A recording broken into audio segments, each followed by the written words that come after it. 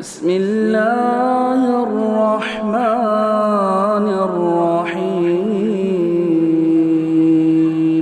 لقد كان في قصصهم عبرة لأولي الألباب ما كان حديثا يفترى ولكن تصديق الذي بين يديه وتفصيل كل شيء وهدى ورحمة لقوم يؤمنون. بسم الله الرحمن الرحيم وبه نستعين. الحمد لله رب العالمين والصلاة والسلام على سيد المرسلين وعلى آله وصحبه أجمعين ومن تبعهم بإحسان إلى يوم الدين. أعوذ بالله من الشيطان الرجيم. بسم الله الرحمن الرحيم. وحاجه قومه قال أتحاجوني في الله وقد هداني ولا أخاف ما تشركون به إلا أن يشاء ربي شيئا وسع ربي كل شيء علما أفلا تتذكرون. محترم حاضرین، گفتگو کے آغاز سے پہلے میں گزارش کروں گا کہ جو لوگ درس میں شریک ہیں اور دور بیٹھے ہوئے ہیں وہ قریب آ جائیں. جو حضرات مسجد کے درمیان میں گفتگو میں مشغول ہیں ان سے گزارش ہے کہ وہ ذرا سا یہاں اس طرح کا رویہ اختیار کریں کہ درس میں ڈسٹرب نہ ہو. جو اہل عذر ہیں ان کی الگ بات ہے. محترم حاضرین، سیدنا ابراہیم علیہ السلام کی سیرت طیبہ اور آپ کے قصے کا ذکر چل رہا تھا، اور اس سلسلے میں آپ کی شخصیت پر گفتگو کے کئی پہلو ہیں. ہمارے سامنے مختلف عناوین میں سے ایک عنوان یہ ہے موضوع کے مطابق کہ قوم کا رویہ آپ کے ساتھ کیا تھا. آپ کی دعوت، حضرت ابراہیم علیہ السلام کا مختلف مرحلوں پر لوگوں کو دعوت دینا، مناظرہ کرنا، اس کا تذکرہ کل کیا گیا. اب اس کے رد عمل میں قوم نے کیا کیا؟ قوم نے، جیسا کہ مشہور ہے، یہ قوم سابعی کہلاتی ہے، ایسا کہا جاتا ہے، اور یہ کواکب، ستاروں کی اور سیاروں کی پرستش کرتی تھی، اور اہل حران کہلاتے تھے، حران کے رہنے والے. یہ لوگ کواکب کے بارے میں، جیسا کہ مشہور ہے، ستاروں کے بارے میں یہ عقیدہ رکھتے تھے کہ یہ فرشتوں کے اجسام ہیں. فرشتوں کے تعلق سے جو انہوں نے عقیدے رکھے تھے ان کے اجسام ہیں، اور ان فرشتوں کے مختلف اجسام کے جو تصور تھے، فلاں کام کرتا ہے، اس کی فلاں شکل اور فلاں مزاج ہے، اس اعتبار سے انہوں نے مختلف بت بنا لیے تھے اور ان بتوں کی جو ہے عبادت کرتے تھے. ابتدائی دروس میں تھوڑی سی بات میں نے بیان کی تھی کہ یہ عقیدہ مختلف تھوڑے موڑے تبدیلی کے ساتھ دنیا کی مختلف قوموں میں، مشرک قوموں میں پایا گیا ہے. یونانیوں کے یہاں بھی یہ عقیدہ اور تصور ہے اسی قسم کا. ہمارے ہندو مذہب کے لوگ بھی اس قسم کے عقائد رکھتے ہیں، تھوڑے سے فرق کے ساتھ. اور جیسے یہ بتایا کہ فرشتوں کا معاملہ یہ ہے، بہت سارے اہل علم اور محققین کا یہ کہنا ہے کہ ہندوؤں میں جو دیوی دیوتاؤں کا تصور ہے، اور یونانیوں میں بھی، بلکہ اکثر مذاہب میں، تو آسمانی مذاہب میں جو فرشتوں کا عقیدہ ہے اسے بگاڑ کر لوگوں نے دیوی دیوتاؤں کا اور بعض میں دوسرے نام دے کر انہی کو معبودان کا درجہ دے دیا. آسمانی کتابوں میں یہ بتایا گیا کہ اللہ تبارک و تعالیٰ نے فرشتوں کو نور سے پیدا کیا، وہ اللہ کی نوری مخلوق ہے، اور اللہ تبارک و تعالیٰ نے ان فرشتوں کو کائنات کے مختلف کام اور ذمہ داریاں سونپی ہیں. بادل کے فرشتے، موت کے فرشتے، بارش کے فرشتے، ہم اس طرح کا تذکرہ بار بار کتاباً کاتبین اعمال کو لکھنے والے، ہر کام کے لیے اللہ تبارک و تعالیٰ نے فرشتوں کو مقرر کیا ہے. اللہ ان کا محتاج نہیں ہے، جیسا کہ قرآن میں وضاحت ہے. اللہ کی حکمتیں ہیں بہت ساری کہ فرشتوں کو وجود دیا، وہ ایک طاقتور مخلوق ہے. تو اب اللہ تبارک و تعالیٰ نے اپنے حکمتوں کے تحت مخلوق کے طور پر انہیں پیدا کیا. وہ اللہ کی مستقل عبادت کرتے ہیں، نافرمانی نہیں کرتے، اور اللہ تبارک و تعالیٰ کے حکم کے بغیر کوئی کام کر ہی نہیں سکتے. یفعلون ما یؤمرون، وہی کام کرتے ہیں جس کا حکم دیا جاتا ہے. ان کو کوئی اختیار نہیں ہے. اس کے باوجود لوگوں نے ان کو، خود کفار مکہ نے اللہ کی بیٹیاں کہا، اور میں نے جیسا کہ کہا بہت سے لوگوں نے دیوی دیوتا یا مختلف دوسرے نام دے کر ان کو ہی قابل عبادت بنا دیا، معبود کا درجہ دے دیا.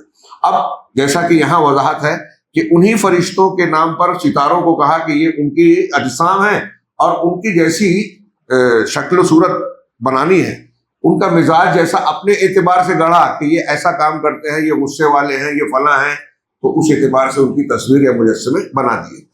چنانچہ حضرت ابراہیم علیہ السلام کی قوم اس تفصیل کو مانے نہ مانے، قرآن سے یہ بالکل صاف اور واضح ہے کہ یہ لوگ بتوں کی پرستی بھی کرتے تھے اور ستارہ پرستی بھی کرتے تھے، جیسا کہ ستارے کو دیکھا تو کہا ھذا ربی والا واقعہ گزرا، میں نے بیان کیا۔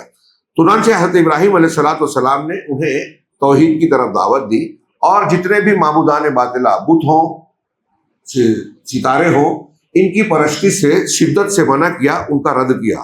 چنانچہ نتیجے میں بدلے میں انہوں نے حضرت ابراہیم علیہ السلام کی دعوت کو ٹھکرایا، انکار کیا، مخالفت کی، اور اتنا ہی نہیں بلکہ حضرت ابراہیم کو دھمکیاں دی، دھمکیاں دی، اور حضرت ابراہیم علیہ السلام جس قدر مخالفت جھیل رہے ہیں، گھر سے نکالے گئے، دھمکیاں دیے گئے، اپنے ان کے معبودوں کا ڈر دکھایا گیا ان کی طرف سے، تو حضرت ابراہیم علیہ السلام کا موقف ہم دیکھتے ہیں کہ ایمان میں بڑھتے جا رہے ہیں، پیچھے نہیں ہٹے، پہلے مرحلے میں چلے نہیں گئے۔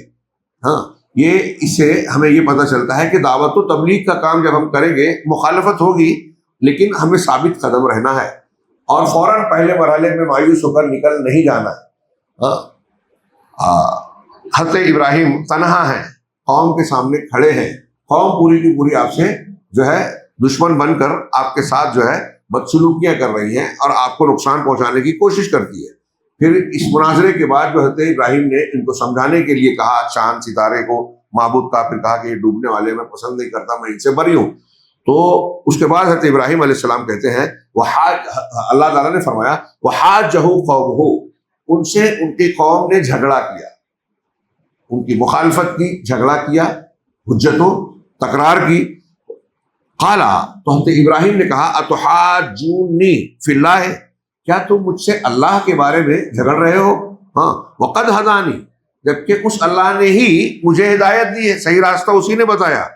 ولا اخاف ما تشرکون به الا ان یشاء ربی شیئا، اور میں اس سے نہیں ڈرتا جن کو تم شریک ٹھہراتے ہو، جن معبودوں کو تم نے اللہ کا شریک بنایا، ان کی تو کوئی حقیقت حیثیت ہے ہی نہیں، یہ کوئی اختیار نہیں رکھتے، یہ خالق نہیں ہے، مخلوق ہے، حاکم نہیں ہے، محکوم ہے، تو میں ان سے نہیں ڈرتا جن کو تم اللہ کا شریک ٹھہراتے ہو، سوائے اس کے کہ اللہ چاہے، اللہ کوئی چیز چاہے گا تو میرے ساتھ وہ ہوگی، ڈرنے کی بات یا دوسری باتیں۔ وسع ربی کل شیء علما، میرے رب نے ہر چیز کو گھیر رکھا ہے۔ قرآن کی اس آیت کے اس پہلو پر غور کیجئے، یہاں ایک عقیدے کی بحث ہے، اور میں نے کئی مرتبہ تذکرہ کیا کہ ہمارے یہاں اشعریت، ماتریدیت اور گمراہ فرقوں کے اثر سے جو عقائد ہمارے یہاں مشہور کیے گئے ہیں، لوگوں نے اختیار کر رکھا ہے۔ اس میں سے ایک یہ بھی ہے، لوگ کہتے ہیں بہت سارے اہل تصوف، اور اس کے نتیجے میں یہ اشعری ماتریدی، اور اس کے نتیجے میں ہمارے یہاں جو بہت سارے احناف ہیں، وہ کہتے ہیں اللہ ہر جگہ ہے ذات کے ساتھ۔ اللہ نے قرآن میں بالکل صاف کہا کہ وہ عرش پر مستوی ہے، عرش پر قائم ہے، بلند ہے، ایک، اور ہر جگہ یا کہیں ہونے کی بات ہے تو وہاں آگے پیچھے وضاحت ہے۔ اس آیت میں بھی دیکھیے کہ ہر چیز کو اللہ نے گھیرا ہے، کیسے گھیرا ہے؟ ذات کے ساتھ گھیرا ہے۔ کیا کہا؟ وسع ربی کل شیء، میرے رب نے ہر چیز کو گھیرا ہے، کیسے؟ علم کے اعتبار سے۔ تو اللہ تبارک و تعالیٰ علم کے اعتبار سے ہر چیز کو گھیرے ہوئے ہے، ہر چیز سے قریب ہے، ہر چیز کے ساتھ۔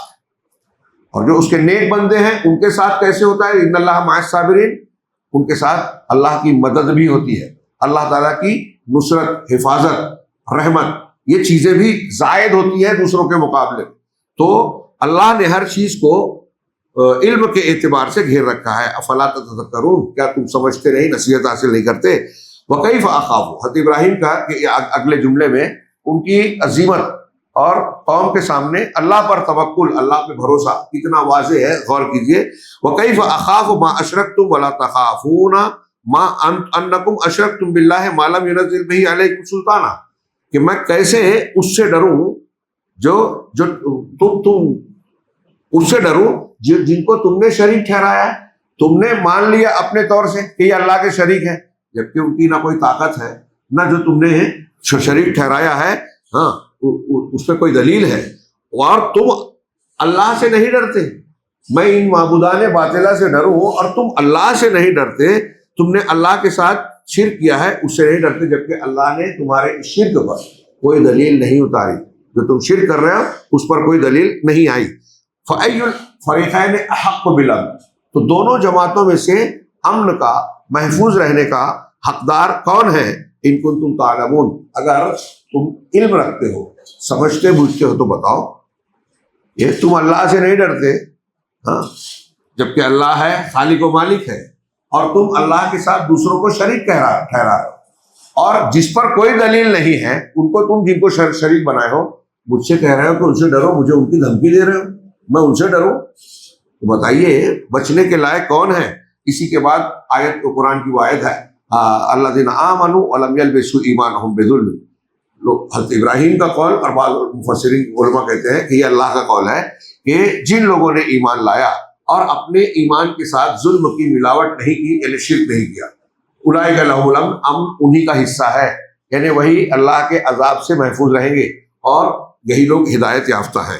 چنانچہ جب اگلا مرحلہ آیا تو ان کے قتل کا ارادہ اللہ تبارک و تعالیٰ نے ظاہر کیا، قوم کو سمجھاتے بجھاتے، جو اس سے پہلے دعوت ابراہیمی میں ہم نے پڑھا کہ ہر طرح سے سمجھانے کے بعد حضرت ابراہیم نے جب یہ کہا کہ میں تمہارے معبودوں کے ساتھ داؤ چلوں گا، اور یہ لوگ میلے میں گئے، حضرت ابراہیم علیہ السلام نے معذرت کی، ہاں، اور پھر اس کے بعد سارے بتوں کو توڑ دیا، سمجھایا بجھایا، تو اس کے بعد وہ جو مقدمہ ہوا کل کے بیان میں آیا، اس کے بعد انہوں نے حضرت ابراہیم کو آگ میں ڈالنا چاہا، اور اس آگ میں ڈالے جانے کا جو معاملہ ہوا ہم لوگ اس کو جان چکے ہیں۔ اگلا ایک عنوان قائم کیا کہ حضرت ابراہیم علیہ السلام کے خصائص، خصوصیات، یہ پورے معاملے دیکھ رہے ہیں کہ دعوت میں کس طرح ڈٹے ہیں، اللہ پر بھروسہ کیا ہے، اکیلے ہیں، قوم آگ میں ڈال رہی ہے، صرف اللہ پر بھروسہ کیا، حسبنا اللہ ونعم الوکیل۔ اب اسی سے ان کا مقام بھی ظاہر ہے۔ تو حضرت ابراہیم علیہ السلام کی خصوصیات میں ہم جانتے ہیں کہ اللہ تبارک و تعالیٰ نے انہیں خلیل بنایا۔ خلت، ہاں، یہ محبت کا سب سے اعلیٰ اور اونچا درجہ ہے۔ ایک ہوتا ہے خلیل، ایک ہوتا ہے محبوب، محبوب جس سے محبت کی جائے، خلیل محبت کے درجات میں بھی سب سے اعلیٰ درجہ، ایسی محبت جس میں کسی اور کی محبت آڑے نہ آئے، خلل نہ ڈالے، اور اس میں جو ہے رخنا نہ پیدا کرے، رکاوٹ نہ ڈالے۔ ہمارے نبی کریم صلی اللہ علیہ وسلم اور حضرت ابراہیم علیہ السلام، یہ دو لوگ ایسے ہیں جن کے بارے میں دلائل اور نصوص موجود ہے کہ اللہ تعالیٰ نے اپنی مخلوق میں ان دونوں کو خلیل بنایا۔ اللہ تعالیٰ نے قرآن میں کہا وَاتَّخَذَ اللَّهُ إِبْرَاهِيمَ خَلِيلًا، اللہ نے ابراہیم کو خلیل بنایا۔ اور جندب بن عبداللہ بجلی رضی اللہ تعالیٰ عنہ کی روایت ہے، وہ کہتے ہیں سمعت النبی صلی اللہ علیہ وسلم قبل ان يموت بخمس، اللہ کے رسول صلی اللہ علیہ وسلم کو وفات سے، آپ کی موت یا وفات ہونے سے 5 دن پہلے میں نے یہ کہتے ہوئے سنا کہ انی ابرأ الی اللہ ان یکون لی منکم خلیل، میں اللہ کی طرف دوسرے تمام لوگوں کے تعلق سے یہ اعلان کرتا ہوں کہ تم میں سے کوئی میرا خلیل ہو، یعنی یہ اعلان کرتا ہوں میرا کوئی خلیل نہیں ہے۔ فإن اللہ قد اتخذنی خلیلا کما اتخذ ابراہیم خلیلا، اس لیے کہ اللہ نے مجھے اسی طرح خلیل بنایا ہے جیسے ابراہیم علیہ السلام کو خلیل بنایا ہے۔ وَلَوْ كُنْتُ مُتَّخِذًا مِّنْ أُمَّتِي خَلِيلًا، اور اگر میں اپنی امت میں سے کسی کو خلیل بناتا، لَاتَّخَذْتُ أَبَا بَكْرٍ خَلِيلًا، تو ابو بکر صدیق کو خلیل بناتا۔ اس حدیث مبارک میں جہاں یہ ظاہر ہے کہ اللہ نے ابراہیم کو خلیل بنایا، پھر دوسرا یہ کہ نبی کریم صلی اللہ علیہ وسلم بھی ابراہیم خلیل کی طرح خلیل الرحمن ہے، اور تیسری بات یہ کہ جو خلیل ہے وہ کسی اور کی، جو اللہ کا خلیل ہے وہ کسی اور کا خلیل نہیں ہوتا۔ صحابہ کرام میں آپ کئی لوگوں کا بیان پڑھیں گے کہ جیسے حضرت ابو ہریرہ کہتے ہیں اوصانی خلیلی، کئی مقام میرے خلیل نے مجھ سے وصیت کی، تو صحابہ اللہ کے رسول کو خلیل کہہ رہے ہیں صلی اللہ علیہ وسلم، لیکن اللہ کے رسول صلی اللہ علیہ وسلم کہہ رہے ہیں کہ مخلوق میں اللہ نے مجھ کو چونکہ خلیل بنا لیا، اس لیے اب کوئی خلیل نہیں ہے۔ دو خلیل نہیں ہو سکتے، لیکن ایک خلیل جب ہوگا تو اس کی محبت سب سے زیادہ ہوگی۔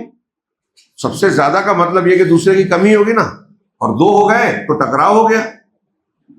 اس لیے محبت کا سب سے اعلیٰ درجہ خلت ہے، اور اللہ نے مخلوق میں یہ درجہ دو لوگوں کو دیا، جس میں سیدنا ابراہیم اور جناب محمد رسول اللہ صلی اللہ علیہ وسلم ہیں، یہ ہم یہ کہہ سکتے ہیں کہ یہ اللہ سے بندے کے تعلق کے سلسلے میں بندے کا سب سے اونچا مقام ہے۔ اسی طریقے سے اللہ تبارک و تعالیٰ نے حضرت ابراہیم علیہ السلام کی کئی اعتبار سے تعریف کی۔ شروع میں صرف تذکرہ ہوا تھا، یہاں سرسری طور سے دلیل کا ذکر کر دیں، وَمَن يَرْغَبُ عَن مِّلَّةِ إِبْرَاهِيمَ إِلَّا مَن سَفِهَ نَفْسَهُ، حضرت ابراہیم کی ملت سے وہی بے رغبت ہوگا، ہٹے گا جو بے وقوف ہے، جس نے اپنے نفس کو پاگل پن اور سفاہت، جہالت میں ڈال دیا ہے۔ وَلَقَدِ اسْتَفَيْنَاهُ فِي الدُّنْيَا، ابراہیم کی شخصیت تو وہ ہے کہ ہم نے دنیا میں انہیں چن لیا، وَإِنَّهُ فِي الْآخِرَةِ لَمِنَ الصَّالِحِينَ، اور آخرت میں وہ صالحین میں سے ہے۔ آپ دیکھ رہے ہیں دنیا میں بھی چنندہ، آخرت میں بھی صالحین میں سے ہے۔ اِذْ قَالَ لَهُ رَبُّهُ أَسْلِمْ، جب ان کے پروردگار نے ان سے کہا فرما بردار ہو جا، اسلام لے آ، تابعدار ہو جا، تو انہوں نے کہا اسلمت لرب العالمین، میں رب العالمین کے سامنے جھکتا ہوں۔ حضرت ابراہیم علیہ السلام نے یہ جو زبانی کہا اور اللہ اس کا ذکر کر رہا ہے، وَإِذِ ابْتَلَىٰ إِبْرَاهِيمَ رَبُّهُ بِكَلِمَاتٍ والی تفسیر میں ہم جانتے ہیں کہ جب اللہ نے جو حکم دیا، حضرت ابراہیم نے بلا چوچرا اعلیٰ ترین بندگی کے طریقے سے جذبہ ظاہر و باطن جو تقاضے ہیں اس کو پورا کرتے ہوئے اللہ کے کلمات کو پورا کیا، انہیں حکم کو بجا لایا، اور یہی توحید کے تقاضے کی تکمیل کا ایک نمونہ ہے۔ اسی لیے اللہ نے نبی کریم صلی اللہ علیہ وسلم کو اور امت محمدیہ کو ملت ابراہیمی کی پیروی کا حکم دیا ہے۔ اسی طرح قرآن نے کہا ان ابراہیم کان امہ، ابراہیم ایک امت تھے۔ اب امت کے کئی معنی علماء نے کیے ہیں۔ ایک معنی یہ کہ جامع الخیر تھے، یعنی تنہا شخصیت جس کے اندر تمام خوبیاں، ایک بندے اور بندگی کے اعتبار سے جتنی خوبیاں اور کمالات ہونے چاہیے وہ ساری سیدنا ابراہیم علیہ السلام کے ترجمہ تھی۔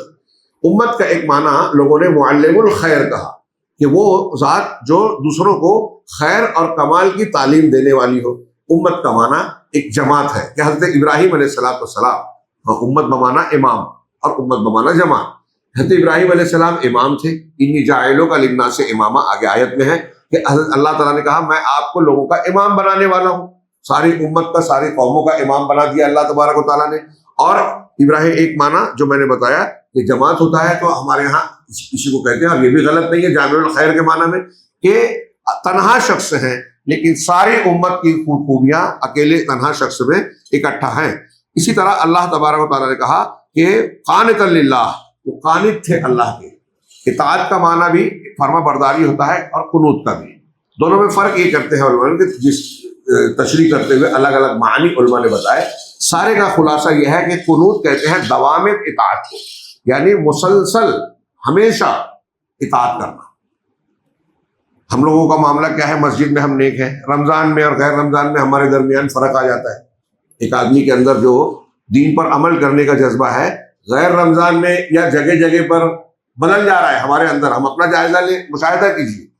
لیکن قنوت وہ ہوتا ہے کہ آدمی مسجد میں ہو کہ بازار میں ہو، رمضان میں ہو کہ غیر رمضان میں ہو، اللہ کی اطاعت و فرما برداری پر مسلسل قائم رہتا ہے۔ تو حضرت ابراہیم کو اللہ نے کہا قانتا للہ حنیفاً، حنیف تھے یعنی دوسروں سے کٹ کر صرف اللہ کی طرف متوجہ ہونے والے، یعنی موحد کہہ لیجیے اس کے مفہوم میں، صرف اللہ کی طرف رخ کرنے والے۔ ولم یکو من المشرکین، اور مشرکین میں سے نہیں تھے۔ حضرت ابراہیم علیہ السلام کا بار بار کے بارے میں یہ کہنا کہ وہ مشرکین میں سے نہیں تھے، وہ مشرک نہیں تھے، یہ آپ کی بہت بڑی صفت ہے۔ اللہ نے انسان و جن کو جو پیدا کیا ہے اس کے مقصد میں یہ ہے کہ عبادت کرے، شرک نہ کرے۔ تو بنیادی مقصود کا یہ حصہ ہے کہ شرک نہ کرے آدمی، اور شرک نہ کرتے ہوئے توحید پر رہتے ہوئے اب جو جتنی طاعت و فرما برداری کرے گا وہ اللہ تبارک و تعالیٰ کا اتنا مطلوب بندہ بنے گا جس مقصد کے تحت پوری کائنات کو پیدا کیا۔ شاکرا لانعمہ، حضرت ابراہیم اللہ کی نعمتوں کے شکر گزار تھے۔ نعمت کا شکر یہ ہے کہ اللہ نے جس چیز کو عطا فرمایا ہے، علم ہو، طاقت ہو، ہاتھ پیر، سب کو اللہ تبارک و تعالیٰ کی فرما برداری اور جس نعمت کو جس مقصد کے لیے اللہ نے دیا ہے اسے اسی مقصد میں استعمال کرنا۔ اس نعمت کے تعلق سے عقیدے اور زبان سے یہ ماننا کہ یہ اللہ نے ہم کو نعمت عطا کی ہے۔ یہ شکر کے تین پہلو ہیں، تینوں کو ادا کرنا۔ حضرت ابراہیم اس پر پورا اترنے اور کھرا اترنے والے تھے۔ یہ اللہ کا بیان ہے کوئی انسان نہیں کہہ رہا ہے، رب العالمین فرما رہا ہے ہاں شاکر لانعمہ اجتباہ وہداہ الی صراط مستقیم، انہیں اللہ نے منتخب کر لیا اور صراط مستقیم کی طرف رہنمائی کی۔ دنیا میں بھی ہم نے انہیں حسنات دیا، یہ آیتیں اس سے پہلے بھی گزر چکی ہے، اور آخرت میں بھی وہ اعلیٰ درجے کے ہیں۔ اللہ تبارک تعالیٰ نے ان کو صالحین میں سے رکھا ہے، وَإِنَّهُ فِي الْآخِرَةِ لَمِنَ الصَّالِحِينَ۔ اور پھر اس کے بعد اور بھی آیتیں بیان کی ہیں۔ سیدنا ابراہیم علیہ السلام کے یہ فضائل مختلف دلیلوں سے اس سے پہلے بھی تھوڑے اشارے ہوئے تھے۔ اس کے بعد ایک یہ کہ اللہ تعالیٰ کے لیے انہوں نے اپنے والدین کو چھوڑا، مشرکین کو چھوڑا، والدہ کا ذکر نہیں ملتا، والد کو چھوڑا، مشرک قوم کو چھوڑا، تو اللہ تبارک و تعالیٰ نے انہیں امام بنایا۔ وَإِذِ ابْتَلَىٰ إِبْرَاهِيمَ رَبُّهُ بِكَلِمَاتٍ فَأَتَمَّهُنَّ قَالَ إِنِّي جَاعِلُكَ لِلنَّاسِ إِمَامًا۔ اللہ تعالیٰ کہہ رہا ہے کہ اللہ نے آپ کو امام بنایا، آپ کو اسحاق یعقوب، پھر اس کے بعد سلسلہ نبوت آپ کی نسل میں دیا، یہ آپ کو مقام عطا کیا۔ اسی طریقے سے حضرت ابن کثیر کہتے ہیں، جو اس سے پہلے میں ذکر کر چکا ہوں، کہ حضرت ابراہیم کے بعد دنیا میں کوئی بھی نبی آیا تو وہ حضرت ابراہیم کی نسل سے ہی آیا، یہ بجائے خود اللہ تبارک و تعالیٰ کا آپ کو امامت اور ابو الانبیاء جو مقام بیان کیا جاتا ہے، ایک اعلیٰ مقام عطا کیا۔ حضرت ابراہیم علیہ السلام کی اس طرح کے بہت سارے بلند مقامات اور خصوصیات جو ہے ظاہر ہوتے ہیں۔ جو کچھ بیان کیا اس میں بہت ساری چیزیں شامل ہیں، ان میں کچھ اختصاصات آپ کے بیان کیے گئے۔ ایک یہ کہ قیامت کے دن جب لوگ میدان محشر میں آئیں گے تو سب برہنہ ہوں گے، کپڑا کسی کے بدن پر نہیں ہوگا، ہاں غیر مختون ہوں گے، ہاں اور ننگے پیر ہوں گے۔ لیکن اللہ کے رسول صلی اللہ علیہ وسلم نے فرمایا کہ قیامت کے دن جب کپڑا پہنایا جائے گا تو سب سے پہلے جس آدمی کو لباس یا پوشاک پہنائی جائے گی وہ سیدنا ابراہیم علیہ السلام ہوں گے۔ بخاری میں حضرت ابن عباس سے مروی ہے کہ اللہ کے نبی صلی اللہ علیہ وسلم نے فرمایا انکم محشورون حفاظا عراتا غرلا، کہ تم سب کا حشر کیا جائے گا، یعنی میدان محشر میں جمع کیے جائیں گے، سب کے سب جب اکٹھا کیے جائیں گے محشر میں، تو کہا کہ سب کے سب جو ہے ننگے بدن برہنہ ہوں گے، حفاظاً ننگے پیر ہوں گے، عراتا ننگے بدن ہوں گے، غرلن اور غیر مختون ہوں گے، سب کے سب کا معاملہ ہوگا۔ ثم قرأ کما بدأنا اول خلق نعیدہ، جس طرح پہلی مرتبہ ہم نے پیدائش کی، تخلیق کی شروعات کی، اسی کو ہم پھر سے دوبارہ پلٹائیں گے۔ وعدا علینا انا کنا فاعلین، یہ ہمارا وعدہ ہے، ہم پر وعدہ ہے، یہ ایسا ہم کرنے والے ہیں، کر کے رہیں گے، یعنی یہ ہونا ہی ہے، مطلب اللہ پھر سے لوگوں کو سب کو پھر سے زندہ کرے گا۔ تو اسی میں اللہ کے رسول نے آگے فرمایا آیت کریمہ پڑھنے کے بعد وَأَوَّلُ مَن يُكْسَى يَوْمَ الْقِيَامَةِ إِبْرَاهِيمُ، اور قیامت کے دن سب سے پہلے جسے کپڑا پہنایا جائے گا وہ ابراہیم علیہ السلام ہوں گے۔ اب یہاں حضرت ابراہیم کی یہاں سے ہجرت کرنے کے بعد کے جو دو تین واقعات ہیں وہ ہم اگلے ایک دو درس میں پڑھیں گے۔ یہاں ایک دو مسئلے پر گفتگو کریں کہ ایک حدیث میں اللہ کے نبی صلی اللہ علیہ وسلم نے فرمایا کہ جب آپ سے کہا گیا کہ دنیا میں سب سے زیادہ ایک آدمی اللہ کے رسول صلی اللہ علیہ وسلم نے فرمایا اور کہا یا خیر البریہ، اے مخلوق میں سب سے زیادہ بھلائی والے، سب سے بہتر، تو اللہ کے رسول صلی اللہ علیہ وسلم نے جواباً کہا ذاک ابراہیم، کہ وہ ابراہیم ہے۔ ہاں، جبکہ دوسری حدیثوں میں یہ ہے کہ انا سید ولد آدم یوم القیامہ ولا فخر، قیامت کے دن میں تمام انسانوں کا سردار ہوں گا، فخر کی بات نہیں ہے۔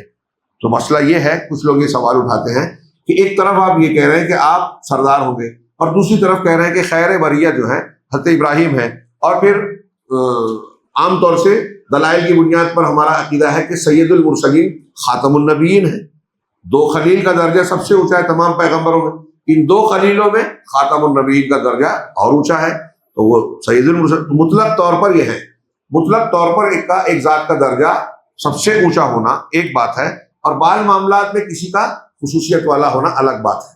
اللہ کے نبی صلی اللہ علیہ وسلم نے جیسا کہ کہا کہ موسیٰ علیہ السلام جب میں قیامت کے دن ہوش میں آؤں گا، سب لوگ بے ہوش ہوں گے، تو دیکھوں گا کہ موسیٰ علیہ السلام عرش کا پایا پکڑے ہوئے کھڑے ہوں گے، تو یہ ایک خصوصیت ان کی بتائی، لیکن مطلق طور پر قیامت کے دن بھی آپ ہی سب کے سردار ہوں گے، سید ہوں گے۔ تو اس اعتراض کا مختصراً دو جواب، ایک تو یہ کہ ممکن ہے، نبی کریم صلی اللہ علیہ وسلم کا طریقہ تھا کہ آپ تواضع اختیار کرتے تھے، ہاں کہ آپ نے اپنے باپ ابراہیم کے بارے میں تواضع اختیار کرتے ہوئے کہا کہ وہ سب سے بہتر ابراہیم علیہ السلام. ایک مرتبہ آپ سے پوچھا گیا کہ سب سے بہتر آدمی کون ہے، تو آپ نے کہا ہاں کریم ابن کریم ابن کریم ابن کریم، یوسف ابن یعقوب ابن اسحاق ابن ابراہیم. تو لوگوں نے کہا کہ ہم نسب کے اعتبار سے، مطلب باپ دادا پردادا سب نبی، خود بھی نبی، تو کہا اس اعتبار سے ہم نہیں پوچھتے. تو ایک پہلو ہے ابا دادا پردادا یہ سب کے سب نبی ہیں، تو ایک پہلو ہے کہ یہ ایک ایسی خصوصیت ہے جس جو دوسروں کو حاصل نہیں ہے، تو اس اعتبار سے حضرت یوسف کو ایک خصوصیت حاصل تھی. تو آپ کا طریقہ تھا، آپ نے یہ جو بات کہی کہ خیر البریہ ابراہیم علیہ السلام ہے، یہ تواضعاً کہا تھا. دوسرا بعض علماء نے کہا کہ ممکن ہے کہ یہ بات جو آپ نے کہی کہ ابراہیم علیہ السلام سب سے بہتر ہے، یہ اس وقت اللہ کے رسول صلی اللہ علیہ وسلم نے بتائی جب اللہ نے آپ کو یہ نہیں بتایا تھا کہ آپ کا درجہ اللہ نے سب سے اونچا رکھا. لیکن جب بتا دیا تو آپ نے لوگوں کے سامنے کہا کہ میں کسی پر فخر نہیں کرتا، لیکن میں قیامت کے دن لوگوں کا سردار رہوں گا، اور میری یہ خصوصیات ہیں. جیسا کہ حدیث میں اور بھی چیزیں ہیں کہ انا سید ولد آدم یوم القیامہ واول من ينشق عنہ القبر، اور سب سے پہلا آدمی میں رہوں گا جس کی قبر پھٹے گی. یعنی جب قبروں سے لوگ نکلیں گے تو سب سے پہلے رسول اللہ صلی اللہ علیہ وسلم نکلیں گے. واول شافع واول مشفع، اور میں سب سے پہلے سفارش کرنے والا رہوں گا. مقام محمود آپ کو ملے گا، اور جنت میں داخلے کے لیے سب سے پہلی سفارش آپ کی ہوگی، اور سب سے پہلا آدمی میں رہوں گا جس کی سفارش قبول کی جائے گی. تو ایسے کئی اعتبار سے آپ کو سب سے اعلیٰ درجہ عطا کیا گیا ہے. ہاں اسی طرح ایک بحث یہ کی گئی ہے کہ حضرت ابراہیم علیہ السلام نے جو ستارے کو کہا تھا یہ میرا رب ہے، یہاں لمبی بحث کی، اور چونکہ اس سے پہلے اس آیت کے بیان ہونے پر میں نے گفتگو کی ہے اس لیے اس کو میں نہیں دہراتا، تھوڑی تفصیل مزید کی ہے. اور یہ بات واضح ہے کہ یا تو ہم یہ کہیں گے کہ حضرت ابراہیم نے جو کہا تھا کہ یہ میرا رب ہے، ہاں چاند کو کہا، ستارے کو کہا، پہلے ستارے کو، پھر چاند کو، پھر سورج کو، پھر ان سے برات کا اظہار کیا. تو زیادہ تر علماء نے یہ بھی کہا ہے کہ یہاں ھذا ربی کو سوالیہ مانا جائے، کیا یہ میرا رب ہے، تو سوال کر رہے ہیں ایک. اور دوسرا یہ کہ بطور مناظرے کے کہا تھا، بطور ناظر غور و فکر کرنے والے نہیں کہ چلو سوچتا ہوں کہ یہ رب مان لو اس کو، اب اس کو مان لو. جیسا کہ آگے ایک جملہ ہے کہ اگر میرے رب نے مجھے راستہ نہیں دکھایا تو میں گمراہ ہو جاؤں گا. تو کچھ لوگ کہتے ہیں کہ اس کا مطلب حضرت ابراہیم غور و فکر کر رہے تھے، تھوڑی دیر کے لیے مان لیا تھا کہ یہ معبود ہے، لیکن سیاق و سباق اس کا رد کرتے ہیں. اور یہ انبیاء کرام علیہ السلام کا ایک طریقہ ہوتا ہے کہ اللہ سے ہدایت مانگتے ہیں اور اللہ کی طرف ساری چیزوں کی خوبیوں کی نسبت کرتے ہیں. تو اس تناظر میں حضرت ابراہیم نے کہا کہ میرے رب نے مجھے صحیح راستہ نہیں بتایا تو گمراہ رہوں گا. ورنہ اللہ تعالیٰ نے قرآن میں کہا ہے کہ بچپن میں ہی اللہ نے ان کو رشد دے دی تھی، ہدایت دے دی تھی، اور بار بار کہا کہ وہ مشرکین میں سے نہیں تھے، تو زندگی کے کسی بھی حصے میں مشرک نہیں تھے. ہاں تو اس سے معلوم ہوا کہ وہ بطور مناظر کہہ رہے تھے. یہاں ایک مسئلہ آج کے درس میں یہ آخری ایک بات عرض کر دوں کہ ایک حدیث ہے اور اس پر کافی بحث کی جاتی ہے. حضرت ابو ہریرہ سے روایت ہے، یہ بخاری مسلم دونوں میں ہے، اور اس کا تذکرہ اور بھی کتابوں میں موجود ہے، بعض دوسری حدیثوں میں بھی ہے. حضرت ابو ہریرہ کہتے ہیں کہ اللہ کے رسول صلی اللہ علیہ وسلم نے فرمایا کہ لم یکذب ابراہیم النبی قط الا ثلاث کذبات، کہ ابراہیم نبی نے کبھی جھوٹ نہیں کہا سوائے 3 جھوٹ کے. پہلے تو ایک آدمی کی عمر 120 سال بتائی جاتی ہے حضرت ابراہیم کی. ہاں اس عمر میں کبھی جھوٹ نہ بولنا یہ کوئی معمولی بات نہیں ہے، ایک نبی ہی کی شان ہو سکتی ہے. اب حضرت ابراہیم کے بارے میں کہہ رہے ہیں، اور قرآن بھی کہہ رہا ہے کہ وہ انہ کان صدیقا نبی، اب آیت گزر چکی کہ حضرت ابراہیم نے صرف 3 جھوٹ بولا. ہاں اثنتین فی ذات اللہ، 2 جھوٹ ہاں اللہ کی ذات کے سلسلے میں ہے. پہلا انی سقیم، قرآن میں ہے یہ. دوسرا وقولہ بل فعلہ کبیرہم ھذا، بتوں کو توڑا اور لوگوں نے جب گھیر کے پوچھا کہ کس نے توڑا تھا تو کہا کہ بڑے والے نے کیا ہے. فاسألوہم ان کانوا ینطقون، یہ جو ٹوٹے پھوٹے پڑے ہیں ان سے پوچھ لو اگر یہ بول سکے. یہ 2 تو قرآن میں ہے. جس چیز کو اس حدیث میں جھوٹ بولا گیا اس میں سے 2 قرآن میں موجود ہیں، دھیان رہے. اب کوئی کہتا ہے کہ یہ جھوٹ بولنا جھوٹ ہے، غلط ہے، یہ حدیث غلط ہے، تو قرآن کی ان باتوں کو رد کر رہا ہے اور وہ ان 2 باتوں کی تعویل کر رہا ہے، تو پھر ان جھوٹ جو کہا جا رہا ہے اس کی تعویل ہو جاتی ہے. بہرحال تیسری بات کہی کہ وواحدۃ فی شأن سارہ، اور ایک جو جھوٹ جو ہے تیسرا وہ حضرت سارہ کی شان میں ہے. یہاں روایت پوری نقل نہیں کی، اس میں یہ ہے کہ جب حضرت ابراہیم علیہ السلام دوران ہجرت گزر رہے تھے تو ایک علاقے کا حاکم، وہاں کا بادشاہ کہیے، حاکم سردار، وہ اس نے روک لیا، اور اس کی عادت تھی کہ اس طرح لوگوں کو روکتا تھا اور حسین و جمیل خواتین کو وہ جو ہے ان کے اوپر بری نظر اور ہاتھ ڈال کر ان کو اپنے پاس رکھتا تھا۔ تو خاص طور سے اگر میاں بیوی ہوں، حضرت ابراہیم سے پوچھا کہ یہ کون ہے تمہاری، تو کہا میری بہن ہے، بیوی کو بہن کہا۔ یہ تیسرا جو اس حدیث میں بیان کیا گیا۔ بعد میں اسی حدیث میں وضاحت ہے کہ اللہ کے نبی صلی اللہ علیہ وسلم سارا نے پوچھا کہ آپ نے مجھے بہن کس اعتبار سے کہا، تو حضرت ابراہیم نے کہا کہ دنیا میں جتنے مسلمان جو ہوتے ہیں صاحب ایمان اور اہل اسلام، وہ سب ایک دوسرے کے بھائی بہن ہوتے ہیں۔ گویا وہاں اسلامی رشتے کی بنیاد پر بھائی بہن کہا، ایک حکمت کے تحت عزت و آبرو بچانے کے لیے۔ اسلامی کیا کہتے ہیں، رشتے کی بنیاد پر، اسلامی رشتے کی بنیاد پر جو کہا، تو حضرت ابراہیم کی نیت صحیح تھی، لیکن مخاطب نے سمجھا غلط۔ جھوٹ میں مخاطب کو دھوکہ دینا بھی، غلط بتانا بھی مقصود ہوتا ہے، اور نیت بھی خراب ہوتی ہے، دھوکہ دینے کی ہوتی ہے۔ تو یہاں جو نیت میں خلاف واقعہ اور خلاف حقیقت بات ہوتی ہے، تو جو نیت کے اعتبار سے یہ خلاف حقیقت بات نہیں تھی، اس اعتبار سے جھوٹ نہیں تھا، لیکن ظاہر کے اعتبار سے اور مخاطب کو غلط فہمی میں مبتلا کرنے کے اعتبار سے یہ ایک جھوٹ کا آدھا پہلو تھا۔ تو وضاحت خود حدیث میں موجود ہے، اور واقعے میں حضرت ابراہیم کے اس واقعے کا بھی تھوڑا سا اشارہ کر دوں۔ واقعہ آپ جانتے ہیں، ہم لوگ بار بار پڑھتے ہیں کہ اس بادشاہ نے جب حضرت سارہ پر غلط طریقے سے قریب ہونے اور ہاتھ ڈالنے کی کوشش کی تو وہ عبادت میں مشغول رہی، حدیثوں میں وضاحت ہے، اور وہ اس کو اللہ نے روک دیا بادشاہ کو۔ بعض لوگ اس کی وضاحت میں کہتے ہیں کہ زمین میں دھس گیا، یا اس کے ساتھ جو بھی کیفیت ہو، اس کو لگا کہ میں بڑھ نہیں پا رہا ہوں، تو پھر اس نے گزارش کی کہ میں دعا کر دو۔ اب جب انہوں نے دعا کی تو یہ پھر ٹھیک، پھر اس نے ارادہ کیا، آگے نہیں بڑھ پایا، تو جب تیسری مرتبہ ہوا تو اسے احساس ہوا کہ یہ معمولی بات نہیں ہے، یعنی اللہ کی طرف سے اسے روکا گیا۔ اور پھر نہ صرف یہ کہ وہ اس سے باز آ گیا، بلکہ ان کی عزت و احترام دل میں بیٹھ گیا، اور اسی نے حضرت ابراہیم علیہ السلام کو رخصت کرتے ہوئے حضرت ہاجرہ کو ان کے حوالے کیا جو باندھی تھی، اور پھر وہ حضرت ابراہیم علیہ السلام کی دوسری بیوی بنی، جن سے حضرت اسماعیل پیدا ہوئے۔ تو یہاں یہ دیکھ رہے ہیں کہ ابراہیم علیہ السلام کے قصے میں جیسے آگ سے اللہ نے بچایا، جلنے نہیں دیا، آگ کو ٹھنڈی اور سلامتی والی بننے کا حکم دے دیا، یہاں اللہ تعالیٰ نے آپ کی عزت اور ناموس کو، آپ کی بیوی کو بچایا۔ حاکم تھا حضرت ابراہیم، یہاں بھی اکیلے ہیں، وہ دوسروں کی بیویوں کو، عورتوں کو جو ہے رکھ لیتا تھا، ابراہیم علیہ السلام کی بیوی کو چھو نہیں سکا۔ اللہ والا، توحید والا جب ہوتا ہے، اللہ کی مدد ملتی ہے، اور اللہ کی مدد ملتی ہے اللہ جان بھی بچاتا ہے، عزت بھی بچاتا ہے، مال بھی بچاتا ہے۔ ہمارے لیے سبق ہے، ہم یہ رونا نہ روئیں کہ ہمارے پاس طاقت نہیں ہے، قوت نہیں ہے، مسلمانوں کے پاس سیاسی قوت نہیں ہے، اسباب نہیں ہے، وسائل نہیں ہے۔ ہمارے پاس اللہ تبارک و تعالیٰ پر بھروسہ، ایمان اور اللہ کی مدد اگر ہے تو دنیا کی سارے وسائل اس کے سامنے کمزور ہیں۔ میں یہ نہیں کہتا کہ وسائل اختیار کرنے کی ضرورت نہیں ہے، بس مسجد میں بیٹھ کے اللہ اللہ کرے اور یہ کہے کہ روزی دے دے گھر میں، اسباب اختیار کریں، لیکن جہاں جو اسباب ہمارے پاس ہیں ان کا استعمال کریں گے۔ اگر کوئی سبب نہیں ہے تو صرف دعا کافی ہے۔ جیسے حضرت یونس علیہ السلام کے پاس جب کوئی سبب نہیں تھا مچھلی کے پیٹ میں، تو صرف دعا ہی کی، باہر سے کوئی کنیکشن، کوئی نیٹ ورک نہیں تھا نا، صرف دعا کی حضرت یونس علیہ السلام نے۔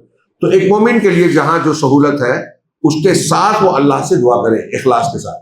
اگر توحید ایمان والا اور اللہ کا مقرب ہے، اپنی طاقت کے مطابق شرک کا رد اور توحید کی دعوت دیتا ہے، تو اس سے بڑھ کر اللہ کے نزدیک اور قریب کوئی نہیں ہے۔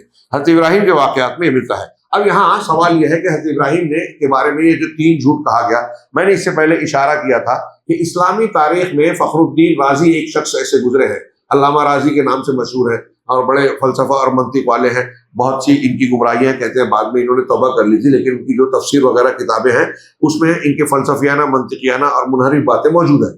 تو انہوں نے سب سے پہلے کہا کہ ارے اس حدیث میں تو ایک نبی پیغمبر کو، جن کو جو ہر پیغمبر سچا ہوتا ہے، اور پھر اللہ تعالیٰ نے تو ان کی تعریف میں صدیق بھی کہا، راست باز، سچے اور سچائی کی تائید کرنے والے، تو یہ کیسے جھوٹ بول سکتے ہیں؟ ہاں، تو اس روایت کو انہوں نے پہلے قابل اعتراض بتایا اور اس پر حرف گیری کی۔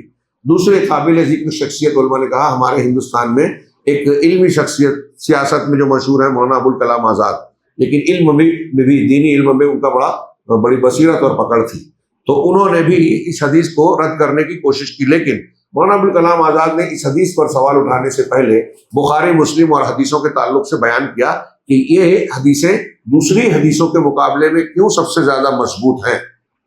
سند متن اور خبر کے اعتبار سے جو ماہر فن تھے ان کے لکھے جانے کے بعد جو امت میں ان کو شہرت اور قبولیت ملی، یہ شہرت اور قبولیت اردو زبان کے لفظ کے اعتبار سے نہیں، محدثین کی اصطلاح میں شہرت یا مشہور ہونا حدیثوں میں اس کو کہتے ہیں جو تمام محدثین میں کوئی حدیث کا چلن یا علم میں آ جائے اور سب نے اس کو مانیتا دی ہو، قبول کیا ہو کہ ہاں یہ قبول ہے، سارے محدثین نے۔ مطلب یہ ہے کہ ایک سونا ہے، ہاں دنیا کے سارے سونار بول رہے ہیں کہ یہ بالکل خالص سونا ہے، سارے سونار جو سونے پیتل یا دوسرے میٹل میں یا سونے کون کتنے کیرٹ کا ہے اس کی پوری جانکاری رکھتے ہیں، لوگ ان پہ بھروسہ کرتے ہیں، سونار دیکھ کے بول دیتا ہے، ہاں جوہری دیکھ کے بولتا ہے کہ یہ کانچ کا ٹکڑا ہے کہ ہیرا ہے، تو جانچنے پرکھنے کے بعد جب وہ یہ بول رہا ہے کہ یہ ہیرا ہے، جانچنے پرکھنے کے بعد کوئی سونار کہہ رہا ہے کہ یہ واقعی بالکل کھرا سونا ہے، تو اس کو لوگ مانیں گے کہ نہیں مانیں گے؟ تو ایک سونار نہیں، جتنے دنیا کے معتبر سونار یعنی معتبر محدثین ہیں بخاری اور مسلم کے لکھے جانے کے زمانے سے بعد کے زمانے تک، سب نے کہا کہ اس کی حدیثیں صحیح ہے، تو یہ ان کی خبر ہے، اور اس اعتبار سے تو علامہ مولانا ابوالکلام آزاد کہتے ہیں کہ بخاری مسلم کو یہ جو حیثیت حاصل ہے دنیا کی دوسری کتاب کی کسی کتاب کو اور اس کی حدیث کو حاصل نہیں، لہذا ایک حدیث اگر بخاری کی سند کے ساتھ ہے، وہی سند کے ساتھ اگر دوسری کتاب میں ہے تو اس دوسری کتاب کی حدیث کو وہ درجہ نہیں ملے گا جو بخاری کی حدیث کو ہے۔ کیوں؟ اس لیے کہ صرف سند کا مسئلہ نہیں ہے، یہاں سارے محدثین میں مشہور ہوئی، سارے محدثین نے قبول کیا، تلقی بالقبول اسے حاصل ہے، اس لیے اس کو ایک زائد تائید اور قوت مل گئی جو دوسروں کو نہیں ہے، بخاری اور مسلم کو۔ تو اس بات کا اعتراف کرنے کے بعد مولانا آزاد کہتے ہیں کہ پھر بھی ایک نبی کو ہم جھوٹ سے متصف کریں تو اس کے مقابلے میں یہ آسان کام ہے کہ اس کے راویوں کے سلسلے میں ہم جرح کر دیں کہ اس کے راویوں نے خطا کر دی ہوگی، غلطی کی ہوگی۔ ہاں تو یہ دو لوگ قابل اعتماد ہے۔ تیسرے جو ہے مولانا ابوالعلا مودودی صاحب، اسی بحث میں مولانا اسماعیل گجران والا، ان دونوں کا ذکر کر کے جو میں نے بیان کیا انہوں نے ہی بیان کے لکھا ہے مولانا اسماعیل نے ایک مضمون میں، اور ان دونوں کا ذکر کیا عزت کے ساتھ۔ اس کے بعد جب کہتے ہیں مولانا رہے مولانا ابوالعلا مودودی صاحب، تو ان کا معاملہ یہ ہے، الفاظ میرے تھوڑے سے فرق کے ساتھ، مولانا اسماعیل کہتے ہیں کہ یہ علم کے معروف راستے پہ جب بھی چلے تو بھٹک گئے، ان کو ماننے والا کوئی سنتا ہے تو بہت برا مانتا ہے، اچھلتا ہے اور بہت سخت تنقید ہے بھی، لیکن یہ واقعہ اور حقیقت ہے کہ مولانا مودودی صاحب نے عقیدے پہ لکھا تو اس میں سلف اور قرآن حدیث کے راستے سے بھٹک گئے۔ ہاں آپ ان کی تفہیم اٹھائیے، استوا کا کیا مفہوم کیا ہے، اللہ کی صفات کے بارے میں کیا کہا ہے، ہاں وہ نہیں کہا ہے جو اہل سنت کا عقیدہ ہے متفق علیہ۔ پھر یہ دیکھیے صحابہ کرام کے بارے میں لکھا تو امت کا متفق عقیدہ قرآن حدیث سے جو ثابت ہے اس سے ہٹ گئے، شیعہ اور رافضیوں کی بات کہنے لگے، کچھ صحابہ پر تنقیدیں کی، بدعتی تک کہا، امیر معاویہ، عمرو بن عاص رضی اللہ عنہما اور بعض اور صحابہ کو، ان کے چیلے چاپڑے اور جدید جو ایڈیشن ہے کہ مرزا علی انجینئر جیسے یہ جاہل ہے، اس معاملے میں جو بھی صحابی کو کہتا ہے وہ جاہل ہی ہے، میں ایسا مانتا ہوں عقیدہ، کیونکہ جاہل اگر عالم ہوتے نا تو قرآن مانتے، قرآن میں تمام صحابہ کی تعریف کی ہے، کل وعد اللہ الحسنی، حدیث مانتے، حدیث نے سارے صحابہ کرام کے بارے میں کسی کو برا نہیں کہنا، قرآن حدیث نے کہا ہے اللہ ان سے راضی ہوا، قرآن حدیث نے کہا ہے کہ بعد والے ان کے لیے خیر کی دعا کرتے ہیں جو مومنین ہیں، جو ان کے لیے خیر کی دعا کرنے کی بجائے ان پر حرف کیچڑ اچھالے وہ مومنین میں سے نہیں ہے۔ اب وہ کم ایمان والا مانو یا ایمان کے باہر مانے یہ ایک الگ بحث ہے، پکا مومن تو بہرحال نہیں، وہ نام کتنے بھی بڑے ہوں ان کے پیچھے چلنے والے علامہ بولنے والے کتنے بھی ہوں، علامہ مودودی صاحب ایسے اور سلمان حسینی ویسا، علی، یہ تو جاہل ہے یہ لوگ۔ تو بہرحال تھوڑی سی بات پھسل گئی، کیا کہہ رہا تھا میں؟ ہاں انہوں نے کہا کہ مودودی صاحب کے بارے میں یہ کہہ رہا تھا کہ جو علم کے جس راستے پہ چلے، حدیث و منکرین حدیث کا جواب دینے گا مولانا مودودی، تو خود بہت سی حدیثوں کا انکار کر دیا جو صحیح ہے، ثابت ہے، تمام علماء مانتے ہیں، اس میں سے ایک حدیث. تو ایسے جس میدان میں گئے وہاں ٹھوکریں کھائے. اچھی تحریر لکھتے ہیں، ہاں فلاں بہت اچھا ہے، لیکن ٹھوکریں بھی ویسی عظیم الشان ہے. تو مسئلہ دنیا میں یہی ہوتا ہے کہ ایک آدمی کی کچھ خوبیوں کی وجہ سے جو لوگ اس کی عقیدت میں آ جاتے ہیں، تو بعض خوبیوں کی وجہ سے اس کی غلط باتوں کو بھی قبول کرنے اور دنیا سے منوانے کے لیے لڑنے لگتے ہیں. ہاں، دنیا کی کوئی بھی کتنا بھی بڑا بدعتی ہو، کچھ خوبیاں سب میں ہے. مرزا غلام احمد قادیانی میں بھی ڈھونڈے گئے تو کچھ خوبیاں، جب نبوت کا دعویٰ نہیں کیا تھا جب تک، مسیحیت نبوت کا، تو وہ بہت سارے مسلمانوں کا مقبول بن گیا تھا. اس نے کہا کہ میں عیسائیت کے رد میں ایک کتاب لکھ رہا ہوں. پورے ہندوستان سے اس زمانے میں لاکھوں چندہ ملا تھا. کچھ خوبیاں سب میں ہوتی ہیں، تو ان کچھ خوبیوں کی وجہ سے اس کی خامیوں کو خاص طور سے جو دین کے سلسلے میں نظر انداز نہیں کیا جا سکتا. اسی لیے اللہ تعالیٰ نبی بھیجتا رہا، کیونکہ نبی ایسا ہوتا ہے کہ اس کی ہر بات کو آپ آنکھ بند کر کے قبول کر لو، آپ گمراہ نہیں ہوں گے، پکی بات ہے. اسی لیے امام مالک کا قول ہے نا کہ ہم میں سے ہر شخص کی بات کو رد بھی کیا جا سکتا ہے، قبول بھی، سوائے اس صاحب قبر کے. اللہ کے نبی صلی اللہ علیہ وسلم کے روضہ اطہر کی طرف اشارہ کر کے کہا کہ ان کی کوئی بات رد نہیں کی جا سکتی، ہم میں سے ہر شخص کی بات رد کی جا سکتی ہے. ایک بات لوگ نہیں سمجھتے امت کے لوگ. آج جو جس کو عقیدت کی نگاہ سے دیکھنے لگتا ہے تو اس کی کسی بات کو رد کرنے کے روادار نہیں ہوتا. اور امام مالک کہہ رہے ہیں، سارے علماء کہہ رہے ہیں، ہر ایک کی بات کو رد کیا جا سکتا ہے سوائے رسول اللہ صلی اللہ علیہ وسلم. اور کسی کی بات آپ نے رد کر دی تو اللہ پوچھے گا نہیں، کیونکہ آپ اس کے مکلف نہیں ہیں. لیکن حدیث رسول، سنت رسول صلی اللہ علیہ وسلم کو اگر کسی نے رد کیا تو اللہ پوچھے گا کہ ان کی اطاعت کا میں نے حکم دیا تھا، آرڈر دیا تھا کہ جو رسول دے لے لے، جس سے منع کر دے کیا تم نے کیوں اس کو رد کیا، کیوں نہیں مانا؟ جواب دینا پڑے گا. اور مخالفت رسول، بار بار دلیلیں گزری، قرآن کی آیتیں گزری کہ مخالفت رسول سے ہی مسلمانوں پر بلا، مصیبت، طوفان، دشمنوں کا تسلط، ساری مصیبتیں رسول کی مخالفت کی وجہ سے آتی ہیں. تو بہرحال اللہ کے نبی صلی اللہ علیہ وسلم نے فرمایا. اب اس پہ یہ قابلیت کا مظاہرہ اس طرح کرتے ہیں کہ ایک نبی کو جھوٹا کہیں اس سے بہتر ہے مولانا مولوی صاحب کہ اس سے بہتر ہے کہ اس کے راویوں کو جھوٹا کہہ دیں. اب جو چیز مولانا مولوی کی سمجھ میں نہیں آتی تو ان کی جو جماعت ہے ان کے لوگوں کو کیسے سمجھ میں آئے گی؟ اگر وہ رد کر دیں گے تو امام کا رد ہو جائے گا. ہاں، تو بولتے ہیں ہماری عقل میں نہیں آتی. آپ کی عقل ہے ہی کہاں؟ آپ تو ان کی عقل کو مان رہے ہیں، وہ معتبر ہے. منکرین حدیث بھی ہمارے یہاں جاہل کھڑے ہوتے ہیں، کہتے ہیں ہماری سمجھ میں نہیں آتا. تو یہ یاد ہے کہ ان کی سمجھ ہے ہی نہیں. وہ دوسروں کے چبائے ہوئے لقمے کو چباتے ہیں اور کہتے ہیں یہ میرا لقمہ ہے. مستشرقین نے، یورپ اور امریکہ کے لوگوں نے جو سوالات اٹھائے وہ یہ دہراتے ہیں اور کہتے ہیں میری عقل میں نہیں ہے. تو ان کو فن حدیث معلوم نہیں ہے. محدثین کتنی گہرائی سے حدیثوں کو چھانتے پھٹکتے تھے، یہ ان منکرین حدیث کو سطحی علوم والوں کو پتہ ہی نہیں ہے. جس کے ساتھ ڈگری لگی ہوئی ہے نا، میرا یہ دعویٰ ہے اللہ کے گھر میں بول رہا ہوں، علم اور بصیرت کی بنیاد پر، دلیل کی بنیاد پر، کہ جو لوگ محدثین اور حدیث کے اوپر کیچڑ اچھالتے ہیں وہ حقیقت میں فن حدیث کی گہرائیوں کو جانتے ہی نہیں، پڑھتے ہی نہیں، سمجھا ہی نہیں ہے. وہ ایسے ہی سمجھتے ہیں کہ بس محدثین نے اپنی عقل لگائی اور کسی کو صحیح اور کسی کو ضعیف کہہ دیا. پڑھیں گے تو حیران رہ جائے گی، آنکھ پھٹ جائے گی. دماغ نہیں. دنیا میں اتنا آج سائنس اور ٹیکنالوجی نے ترقی کی ہے کہ میرا دعویٰ سنیے اور پھر اس کو جا کے پڑھیے، تحقیق کیجیے. اتنی ترقی کے باوجود دنیا کے کتنا بڑا بھی دانشور ہو، سائنٹسٹ ہو، بڑا عالم ہو، کوئی عالم، کوئی سائنٹسٹ آپ کو ایسا نہیں ملے گا جس نے تحقیق کا کوئی وہ معیار قائم کیا ہو جو محدثین نے قائم کیا ہو. اس سے اچھا تو دور کی بات، اس کے جیسا بھی دنیا میں کسی قوم کے پاس نہیں ہے. اور یہ صرف میں نہیں کہہ رہا ہوں، بہت سارے غیر مسلم مستشرق علماء نے، یورپ اور امریکہ کے علماء نے، جو انہوں نے دین پر، اسلام پہ کام کیا، اس پہ کیڑا نکالنے کے لیے نکالنے کی کوششیں بھی کی.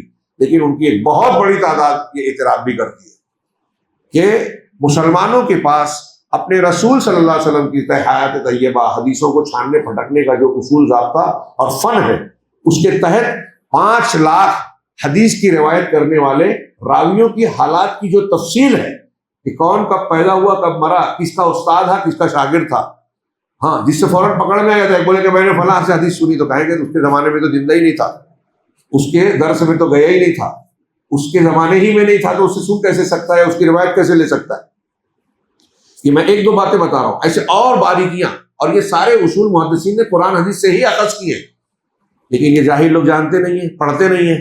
یورپ والوں سے علم حدیث کے بارے میں اعتراضات سنتے ہیں اور سمجھتے ہیں کہ وہ صحیح کہہ رہے ہیں، بہت محقق ہے، ان سے معلوم ہے اگر محدثین کو پڑھیں گے تو پتہ چلے گا کہ یورپ کے یہ محققین محدثین کی تحقیق اور علمی اعتبار سے ان کے سامنے جھاڑو دینے کے لائق بھی نہیں ہے، لیکن چمک دمک سے مرعوب لوگ جتنے آپ کو ملیں گے، مسٹر لوگ زیادہ ملیں گے، مسٹر پرویز، مسٹر جاوید غامدی جو ابھی پاکستان میں ہے، یہ قرآن کی تشریح یورپ اور امریکہ کے فلسفے سے کرنا چاہتے ہیں، حدیث سے نہیں، صحابہ سے نہیں، اور ان کے باتوں سے ایسا لگے گا کہ ان کو صحابہ کرام سے محدثین سے زیادہ سمجھتا ہے، جبکہ یہ نرے درجے کے جاہل ہیں۔ واقعی کہہ رہا ہوں، یہ صرف طنز اور تعریض میں غصے کی بات نہیں ہے، علمی بنیاد پہ جاہل کم لگتا ہے مجھے۔ اگر آپ فن حدیث اور محدثین کے اصولوں کو پڑھیں گے تو میری یہ بات سمجھ میں آسانی سے آ جائے گی۔ تو بہرحال نہ جان کر حدیثوں کو رد کرنے گئے تو بہت سی حدیثوں کا انکار کر دیا، اس میں سے ایک یہ بھی ہے جیسا کہ میں نے کہا 3 جھوٹ والی۔ تو اب یہ بہت سارے لوگ اس کو حضرت ابراہیم کو جھوٹ بولتے ہیں، بخاری کی روایت کو ہم نہیں مانتے، ابراہیم کو جھوٹا نہیں بولے، تو آپ صرف بخاری کی روایت کا، مسلم کی روایت کا رد نہیں کر رہے، ساری حدیثوں کی کتابوں کا رد کر رہے ہیں۔ اب بخاری مسلم کی ایک حدیث کا رد کرنا کا کیا مطلب ہے جانتے ہیں آپ؟ ابھی میں نے بتایا نا مولانا ابوالکلام آزاد کے حوالے سے ایک شہرت اور ترقی، ایک حدیث کی کتاب کی ایک حدیث ہے، فرض کیجئے کوئی ایک حدیث ہے جس کو سارے محدثین کہہ رہے ہیں کہ یہ صحیح ہے، سارے سونار کہہ رہے ہیں کہ یہ کھرا سونا ہے۔ اب بعد میں آپ یا کوئی کہہ رہا ہے کہ وہ حدیث صحیح نہیں ہے، سنیں غور اسے سمجھیں اچھی طرح، پورے اسلام کی عمارت ختم ہو جاتی ہے۔ اب ایک ایسی حدیث آپ لیجئے، ابھی بخاری مسلم کا نام چھوڑ دیجئے، کوئی ایک حدیث ایسی لیجئے جس کو سارے محدثین ماہرین فن حدیث کہہ رہے ہیں کہ یہ صحیح حدیث ہے، اور کوئی کہے گے کہ جو محدثین کہہ رہے ہیں یہ غلط ہے۔ اگر ان کی بات کو غلط مان لیا گیا، جس کو سارے محدثین کہہ رہے ہیں صحیح ہے اور وہ غلط ہے، تو اس کا کیا مطلب ہوا؟ اس کو نتیجہ کیا نکلا بتائیے؟ سارے محدثین کی بات غلط ہے، اس کا مطلب سارے محدثین معتبر ہی نہیں رہے۔ تو اب دنیا میں جتنا بھی حدیث کا ذخیرہ ہے تو کوئی محدثین کہہ رہے ہیں کہ یہ حدیث صحیح ہے، یہ مقبول ہے، یہ اس درجے کی ہے، یہ مردود ہے، یہ ضعیف ہے، اس میں یہ علت ہے، اس میں یہ خرابی ہے، یہ کمزوری ہے، وہ جو کہہ رہے ہیں تو اب سارے کے سارے غیر معتبر ہو گئے، کیونکہ سب مل کے جس کو صحیح کہہ رہے ہیں وہ صحیح نہیں ہے، مطلب سب مل کے جو کہہ رہے ہیں وہ غلط ہے، غلط پہ اجماع کر لیا لوگوں نے، تو وہ بالکل قابل بھروسہ رہے ہی نہیں۔ دنیا کی کوئی حدیث کی کتاب پھر قابل اعتبار نہیں رہے گی، اور کوئی بھی حدیث نہیں رہے گی، کوئی بھی کھڑا ہو کے بول دے گا کہ محدثین نے اس کو غلط کہا ہے، یہ صحیح ہے، اس کو صحیح کہا ہے، یہ غلط ہے، ماننا پڑے گا۔ اور جب حدیثوں کی عمارت ڈھا جائے گی تو قرآن کی تفسیر اور قرآن کی عمارت بھی قائم نہیں رہے گی، کیونکہ قرآن الفاظ ہیں اور صحیح احادیث اس کی تفسیر، تو قرآن حدیث محفوظ ہی نہیں رہا، اور جب قرآن حدیث محفوظ نہیں رہا تو اس کا مطلب یہ ہوگا کہ اللہ تعالیٰ نے جو وعدہ کیا ہے اِنَّا نَحْنُ نَزَّلْنَا الذِّكْرَ وَإِنَّا لَهُ لَحَافِظُونَ، کہ ہم نے ذکر کو نازل کیا اور اس کی حفاظت کرنے والے ہم ہی ہیں، تو یہ وعدہ بھی غلط ہو گیا۔ سمجھ رہے ہیں آپ بات کہاں تک جاتی ہے؟ اللہ تعالیٰ نے اس دین کو بالکل سیف رکھا ہے۔ اگر آپ یا کوئی علمی دنیا میں کوئی بھی بات کہتا ہے کہ یہ صحیح ہے، یہ غلط ہے، میں کہتا ہوں یہ صحیح ہے، آپ کہتے ہیں یہ غلط ہے، تو اصول کیا ہے کہ میں اپنی دلیل دے دوں، آپ اپنی دلیل دے دوں، میں دلیل دیے بغیر کہوں نہیں میں تو یہی مانوں گا۔ اب یہ ہیں کچھ لوگ ایسے، میں تو ایک ہی چاند مانوں گا، اتنے علماء بولتے دلیل ہے یہ آپ کی، اتنے علماء بولتے دلیل ہے نہیں، علماء بول رہے ہیں بڑی لمبی فہرست بنا دو، کیا یہ دلیل ہے؟ میرا سوال ہے نہیں نا۔ تو اللہ تبارک و تعالیٰ نے جو اصول دیا ہے کہ آپ کوئی دعویٰ کر رہے ہیں تو اس کی دلیل دیجیے، تو اصول یہی ہونا چاہیے۔ لیکن ان کے یہاں کے محدثین سے ایسا ہوا ہوگا، مولانا مودودی کی تحریر پڑھیے کہ وہ انسان ہی تھے نا، انسان سے غلطی ہو سکتا ہے کہ بہت سی وہ حدیثیں جن کو محدثین نے صحیح کہا ہے وہ اس میں کچھ نہ کچھ ضعیف ہو، اور جس کو محدثین نے ضعیف کہا ہے، ایک مزاج شناس رسول، یہ ان کے الفاظ ہیں، مزاج شناس رسول، اور اللہ کے رسول صلی اللہ علیہ وسلم کی حدیثوں کا ذوق رکھنے والا جو حدیث پڑھتے پڑھتے مزاج شناس رسول ہو جائے، اور کیا ایک لفظ استعمال کیا، مذاق اس کا ذوق بن جائے، تو وہ اس میں ہیرے کی جوت پا لے، جس کو محدثین نے ضعیف کہا، یعنی جس کو محدثین نے ضعیف کہا، اس کو جاہل کو ہیرے کی جوت مل جائے اور وہ صحیح پا لے، اس میں جس کو ضعیف کہا وہ صحیح نکل جائے اور جس کو صحیح کہا وہ ضعیف نکل جائے۔ مولانا اسماعیل اجان والا ان کی اس قسم کی باتوں کا ذکر کر کے کہتے ہیں کہ اس بات کو کہہ کے مولانا مودودی صاحب نے عام لوگوں کے ہاتھ میں ایک ایسی تلوار دے دی کہ وہ حدیثوں کا قتل عام کرتا پھرے. کوئی بھی حدیث رد کرنا ہے بول دے میرے سمجھ میں نہیں آتی, مزاج شناس رسول ہوں, میری سمجھ کے باہر ہے, رد کر دے گا. کیا ہر انسان اپنے دماغ سے بولے گا یہ میرے لیے قابل قبول ہے, یہ میرے لیے قابل رد ہے, تو مان لیا جائے گا؟ یہ دے دیا. ان کے ماننے والے بہت سے ایسے ہیں کہ جو مولانا مودودی کی سمجھ میں آتی ہے ان کی سمجھ میں نہیں آتی. جماعت اسلامی والے میں کسی کو معجزہ سمجھ میں نہیں آتا, کسی کو عذاب قبر سمجھ نہیں آتا, ہاں کسی کو اور کوئی حدیث سمجھ میں نہیں آتی, اور دھڑلے سے رد کرتے ہیں, اور ایسا لگتا ہے کہ یہ کوئی مسئلہ کوئی بات ہی نہیں ہے, یہ کفر کی باتیں ہیں. حدیثوں کا انکار جو لوگ کرتے ہیں نا, اس کو حنفی شافعی مالکی حنبلی اہل حدیث کے جیسا فروعی اور فقہی اختلاف نہ سمجھیں. یہ اسلام اور کفر کا اختلاف ہے. منکر حدیث منکر رسول ہے, اور منکر حدیث منکر قرآن ہے. تو بہرحال اس تناظر میں آپ اس کا جواب سیکھیں, کیونکہ یہ جو حدیث ہے اس کو ذکر کر کے منکرین حدیث بحث کرتے ہیں. دیکھو ایک حدیث بول رہی ہے تو اب جذباتی معاملہ یہ ہوتا ہے کہ آپ اس حدیث کو صحیح بول رہے ہیں تو اس کا مطلب ابراہیم علیہ السلام کو جھوٹا بول رہے ہو. تو اسے سمجھ لیجئے. میں اپنے الفاظ میں دیر ہو گئی, میرے وقت جو مقررہ ہے اس سے زیادہ, اپنے الفاظ میں مختصر سے جواب اس کا میں خود بہت کئی پہلوؤں سے جواب دیتا رہا ہوں, مختلف دروس میں نے دیا ہے. یہاں مختصر نقل کرے کہ ایک بات تو یہ ہے کہ ابراہیم علیہ السلام جو ہے نے یہ جو 3 باتیں کہی, اور اس کو حدیث میں 3 جھوٹ کہا گیا.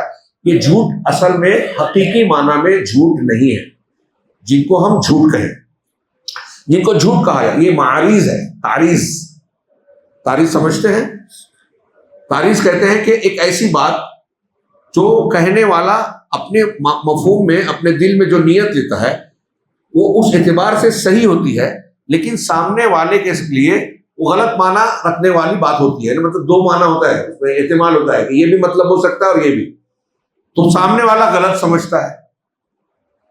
جیسے مثال کے طور پہ حدیث ہی میں ایک واقعہ ہے نا, حضرت ام سلیم, ہاں ان کے دودھ پیتے بچے کا انتقال ہو گیا. پہلے بیمار تھا پھر مر گیا.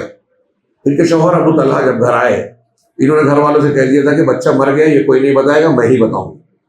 تو وہ پورا واقعہ آپ جانتے ہیں کہ داخل ہوتے ہی شوہر نے کیا پوچھا کہ بچہ کیسا ہے, تو کہا اب آرام سے, مر چکا تھا. ام سلیم کیا کہہ رہی ہے؟ آرام سے. تو ابو طلحہ نے کیا سمجھا شوہر نے, ٹھیک ہے بچہ صحت مند ہوگا, لیکن ام سلیم کیا بولنا چاہ رہے تھے کہ اب مر گیا ہے, اللہ کے پاس چلا گیا, اب وہ تکلیف نہیں ہے جو بیماری کی تھی.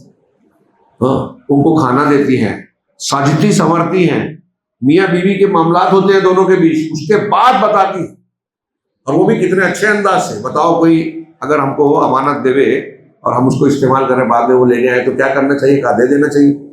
تو اللہ نے ایک امانت دی تھی, لے لی بچہ. کیا حضرت ام سلیم نے جب یہ کہا کہ اب آرام سے ہے, تو حضرت طلحہ نے ابو طلحہ نے ان کی بات کو غلط سمجھا, تو ان کے سمجھنے کے اعتبار سے ان کی بات جھوٹ تھی کہ نہیں تھی؟ ہم کہتے ہیں ام سلیم نے جھوٹ بولا, کہہ سکتے ہیں کہ ایک ناحیے سے جھوٹ تھا, دوسرے ناحیے سے وہ جھوٹ نہیں ہے. اس کو تعریض کہتے ہیں. اللہ کے نبی صلی اللہ علیہ وسلم سیدنا ابوبکر صدیق کے ساتھ ہجرت کا سفر کر رہے تھے, سنا ہے نا آپ نے. راستے میں کبھی ابوبکر صدیق کا جاننے والا کوئی ملتا راستے میں, تو پوچھتے کہ یہ آپ کے ساتھ کون ہے. ایسا بھی واقعہ ہوا, روایتوں میں موجود ہے, میرا خیال ہے بخاری کی روایت میں ہے یا جس میں بھی ہو, ہے صحیح ہے. تو حضرت ابوبکر صدیق کیا جواب دیتے تھے اللہ کے رسول اللہ کے بارے میں؟ رجل یہدینی السبیل, اس طرح کے جملہ ہے کہ یہ ایک آدمی ہے جو مجھ کو راستہ بتا رہا ہے, جو مجھ کو راستہ بتاتا ہے. سننے والا کیا سمجھتا تھا کہ یہ جو سفر کر رہے ہیں اس سفر میں یہ راستہ بتانے والے ہیں. اور ابوبکر صدیق کا مطلب کیا تھا؟ زندگی گزارنے کا راستہ ہدایت دے رہے ہیں, شریعت اور دین بتا رہے ہیں, اللہ کا پیغام بتا رہے ہیں, یعنی یہ رسول ہے. لیکن ابوبکر صدیق کا توریہ, تعریض اور توریہ ایک چیز ہوتی ہے. تعریض دیکھیے کہ ان کا جملہ سننے والے کو الگ مفہوم دے رہا ہے, لیکن ان کا اصلی مفہوم. اور یہ صرف صحابہ کی بات نہیں, خود نبی کریم صلی اللہ علیہ وسلم کی حیات میں ہم لوگ یہ واقعہ رسول اللہ صلی اللہ علیہ وسلم کے مزاح کے پہلو میں سنتے پڑھتے اور بیان کرتے ہیں کہ ایک بوڑھی عورت آئی اور کہا کہ جنت کے بارے میں پوچھا تو کہا تم جنت میں نہیں جاؤ گی. رونے لگی وہ, ہے نا, آپ جنت میں نہیں جائیں گے تو کیوں کہا تھا؟ مطلب جنت میں آپ اس طرح نہیں جائیں گے، یہ مقصود تھا. رونے لگی تو اللہ کے رسول نے کہا کہ رو نہیں، کیا تم نے اللہ تعالیٰ کا یہ فرمان نہیں سنا؟ بوڑھے لوگ جنت میں نہیں جائیں گے، اس طرح آپ نے کہا. سوری. تو کہا سورہ واقعہ کیا ہے؟ اِنَّا أَنشَأْنَاهُنَّ إِنشَاءً فَجَعَلْنَاهُنَّ أَبْكَارًا، ہم ان کو پھر سے زندہ کریں گے اور انہیں کنواریاں بنا دیں گے. مطلب بوڑھے کنوارے اور جوان ہو جائیں گے، یہ مطلب تھا. تو بوڑھے جنت میں نہیں جائیں گے جب بولا تو سمجھے گا سارے جو بوڑھے ہو گئے ہیں وہ اب جنت میں سے محروم رہ جائیں گے. یہ سمجھا اس عورت نے. کیا ہم کہیں گے کہ اللہ کے رسول صلی اللہ علیہ وسلم کی یہ بات جھوٹ تھی؟ اس عورت نے جو سمجھا اس اعتبار سے جھوٹی ہوئی نا، لیکن اس سے سمجھا ہی غلط تھا. اللہ کے رسول کا کہنے کا مطلب غلط نہیں تھا. تو ایک بات ایسی ہوتی ہے تعریض کہ ایک پہلو سے وہ ادب کا ایک حصہ ہے، ایک پہلو سے وہ غلط یا جھوٹ نظر آتی ہے، لیکن دوسرے پہلو سے وہ جھوٹ نہیں ہوتی. میری بات سمجھ رہے ہیں؟ اب حضرت ابراہیم کے 3 جھوٹوں کو لیجیے جس کو جھوٹ کہا گیا. ایک انہوں نے کہا کہ میں بیمار ہوں، میلے میں قوم جا رہی ہے. ایک تو یہ کہ نبی مشرکانہ میلے میں جائے، ایک مسلمان کو نہیں جانا چاہیے، اس سے سبق ملا، اس سے انکار تھا. دوسرا یہ کہ انہوں نے کہا میں بیمار ہوں. تو اس کی علماء نے توجہ کی ہے کہ یہ کئی معنی میں حضرت ابراہیم کی یہ بات صحیح ہو سکتی ہے. ایک یہ کہ آدمی ہر وقت کچھ نہ کچھ بیمار ہوتا ہے. دوسرا یہ کہ میں بیمار پڑ سکتا ہوں، مجھے لگ رہا ہے، ہاں آگے کچھ ایسا ہو سکتا ہے کہ میں بیمار ہو جاؤں، اور قوم کے رد عمل میں یہ ہو سکتا ہے. تیسرا یہ کہ ایک قوم کا نبی مسلسل دعوت دے رہا ہے اور قوم قبول نہیں کر رہی ہے، نبی کے لیے بیماری سے کم ہے کیا؟ دکھ کی بات ہے. تو ایک تو یہ لوگ لیتے ہیں کہ بھائی ان کا حضرت ابراہیم روحانی بیماری کہہ رہے ہیں، قوم نے جسمانی بیماری سمجھی. تو حضرت ابراہیم علیہ السلام کی بات نفس واقعہ میں صحیح تھی، قوم کے سمجھنے کے اعتبار سے غلط تھی. ایک بات. دوسری چیز، جب بتوں کو توڑا، دوسرا جھوٹ، اور یہ بھی قرآن میں ہے. اب مولانا مودودی، مولانا آزاد اگر کہہ رہے ہیں کہ حدیث غلط ہے اس لیے کہ یہ جھوٹ کو جھوٹ نہیں بولے، تو جس کو جھوٹ کہا ہے حدیث میں وہ تو قرآن میں بھی ہے نا. سمجھیے کہ کتنی بے وقوفی کی بات ہے یہ. آدمی جو قرآن میں ہے اس کی تعویل کر رہا ہے اور اسی کو حدیث میں جھوٹ کہا ہے تو کہہ رہا ہے کہ یہ حدیث صحیح نہیں ہے. بہرحال حضرت ہم اس کو بے وقوفی کی بات نہ کہہ رہا ہوں، وہ علماء تھے، بڑے تھے، اپنی جگہ ٹھیک ہے، ان کی بات صلاحیتیں ہیں، لیکن اس میں ان سے زبردست غلطی بھی جو اس کا رد کر رہے ہیں. تو دوسرا جو جھوٹ ہے جس کو جھوٹ کہا گیا کہ بڑے والے نے توڑا ہے، پوچھ لو اگر ان سے بات کریں. اب ایک تو یہ کہ حضرت ابراہیم یہ جو بات کہہ رہے ہیں یہ حقیقت واقعہ کے خلاف ہے. انہیں توڑا تھا ابراہیم علیہ السلام نے، حقیقت یہ تھی، واقعہ یہ تھا، لیکن جو کہہ رہے ہیں وہ واقعے کے خلاف کہہ رہے ہیں. تو جھوٹ میں ایک چیز یہ ہوتی ہے کہ واقعے کے خلاف ہوتی ہے، اور دوسرا جھوٹ کا مقصد ہوتا ہے کہ سامنے والے کو دھوکہ دینا مقصد ہوتا ہے. تو حضرت ابراہیم نے جب قوم کے لوگوں سے کہا کہ بڑے والے نے توڑا ہے، پوچھ لو ان سے، تو کیا قوم والوں نے مان لیا؟ قوم کے لوگوں نے مان لیا کہ ٹھیک ہے کوئی بات نہیں، جاؤ، بڑے والے نے توڑ دیا. مانا کیا؟ نہیں مانا نا. اور مان سکتے تھے کیا؟ حضرت ابراہیم سمجھ رہے تھے نا جو میں کہہ رہا ہوں یہ نہیں مانیں گے، اور نہیں مانا. یہی مقصد تھا سمجھانے کا کہ جب یہ بول نہیں سکتے، یہ چل نہیں سکتا، یہ توڑ نہیں سکتا بڑے والا، تو تم ان کو پوچھ کے رہے تمہارا کیا بنا لیں گے، کیا بگاڑ لیں گے. قوم نے سمجھا بھی، بعد میں پلٹ گئے. تو حضرت ابراہیم علیہ السلام نے وہاں جو بات کہی ہے وہ واقعے کے خلاف ہے، لیکن قوم کو نہ دھوکہ دینا مقصد تھا اور نہ قوم نے دھوکہ کھایا. ابراہیم علیہ السلام کی بات پہ بھروسہ کر لے کہ چلو ہاں یہ بات صحیح ہے، پتہ چل گیا کس نے توڑا. نہیں، بلکہ اس کے بعد کہا حرقوہ وانصروا آلہتکم ان کنتم فاعلین، ان کو جلا دو اور اپنے معبودوں کو کی مدد کرو اگر تم کچھ کرنا چاہتے. مطلب یہ کلیئر ہے کہ قوم نے یہ مان لیا کہ ابراہیم نے ہی توڑا ہے، دھوکہ نہیں کھایا. اس لیے جھوٹ کی جو 2 چیزیں، 2 بنیادیں ہیں، اس جھوٹ میں بھی نہیں پائی گئی، ایک ہے ایک نہیں ہے. تیسری چیز، سارہ کے بارے میں، حضرت سارہ علیہ السلام کے بارے میں کہا کہ یہ میری بہن ہے، تو اس کی وضاحت خود بخاری مسلم کی حدیث میں ہی موجود ہے کہ انہوں نے پوچھا کہ آپ نے وہاں سے نکلنے کے بعد آپ نے مجھے بہن کیوں کہا؟ کہا کہ ہر مسلمان دوسرے مسلمان کا، مسلمان مرد عورت، بھائی بہن ہے، میں نے اس رشتے کے اعتبار سے کہا. اور جیسے کہ میں نے بتایا وہاں مقصد بھی کیا تھا؟ عزت بچانا. ہاں، یہاں توحید کی تعلیم اور دعوت دینا مقصد ہے دو میں، اور یہاں عزت. اسی لیے حدیث میں ہے کہ 2 اللہ کے لیے کہا، ایک اپنی ذات کے. ان تینوں جھوٹوں میں کسی کا کوئی حق مارنا مقصود ہے؟ کسی کو دھوکہ دینا مقصود ہے دنیا میں، جو لوگ جھوٹ بولتے ہیں کس لیے بولتے ہیں، ایسی کوئی چیز حضرت ابراہیم کے اس میں ہے. اور تینوں جھوٹوں میں جھوٹ کی دونوں شرطیں موجود نہیں ہیں، اور تینوں میں سے 2 قرآن میں موجود ہیں. تو اس کو جو جھوٹ کا لفظ سے بولا گیا حدیث میں، وہ لغوی اعتبار سے بولا گیا، حقیقت میں وہ جھوٹ نہیں ہے جس کو ہم جھوٹ کہتے ہیں. اس کے باوجود حضرت ابراہیم علیہ السلام قیامت کے دن اس کو اپنی غلطی مان کر ذکر کریں گے. جب لوگ جائیں گے کہ آپ اللہ کے پاس سفارش کرو، تو حضرت ابراہیم کہیں گے کہ نفسی نفسی، میرا رب آج اتنا غضبناک ہے کہ نہ اس سے پہلے تھا نہ اس کے بعد ہوگا. مجھے یاد آ رہا ہے کہ میں نے وہ جو 3 باتیں کہی تھی، جھوٹ کہا تھا، اس پر کہیں اللہ مجھ سے کچھ گز نہ کر دے. تو اب اس حدیث کو بھی آپ رد کر دیں گے کہ دیکھیے اس میں بھی ابراہیم کے 3 جھوٹ بولا گیا ہے. یہ حدیث تو رد ہی کرتے ہیں یہ کچھ لوگ، بخاری مسلم کی اور تاریخ حدیث کی، اس کو بھی رد کر دیں گے، وہ الگ حدیث ہے اور بہت سی حدیث کی کتابوں میں. تو اس کو توریہ یا تعریض کہا جائے گا. اور ان تینوں میں نے جیسا کہ کچھ مثالیں دے کے بیان کرنے کی کوشش کی کہ وہ جھوٹ نہیں پایا جاتا. یہ روزمرہ کی زبان میں ہم ایسے بہت سے واقعات نقل کرتے ہیں، جیسے کہ میں نے حضرت ابوبکر صدیق کا قول نقل کیا، نبی صلی اللہ علیہ وسلم کا کہ بوڑھے لوگ جنت میں نہیں جائیں گے، یہ آپ نے کہہ دیا. تو آپ کے بات کو سننے والے نے غلط سمجھا، آپ کا مقصد اور مفہوم کچھ اور تھا. ایسے ہی سیدنا ابراہیم علیہ السلام کے ان تینوں معاملات میں، تینوں باتوں میں ایسا ہی تھا. یہ حقیقی جھوٹ نہیں ہے. یہ ایک روایت سے متعلق بات ہے. اب حضرت ابراہیم علیہ السلام جو گئے کعبہ کی تعمیر کی، اور جو وہاں ان کے ساتھ کچھ واقعات ہوئے، کل انشاءاللہ اس کی تفصیل بیان کر کے یہ سیدنا ابراہیم علیہ السلام کے واقعے یا زندگی پر یہ آخری درس انشاءاللہ ایک باقی ہے. وآخر دعوانا الحمدللہ رب العالمین. اللہ ہمیں خیر کی توفیق عطا فرمائے. وصلی اللہ علی نبینا محمد.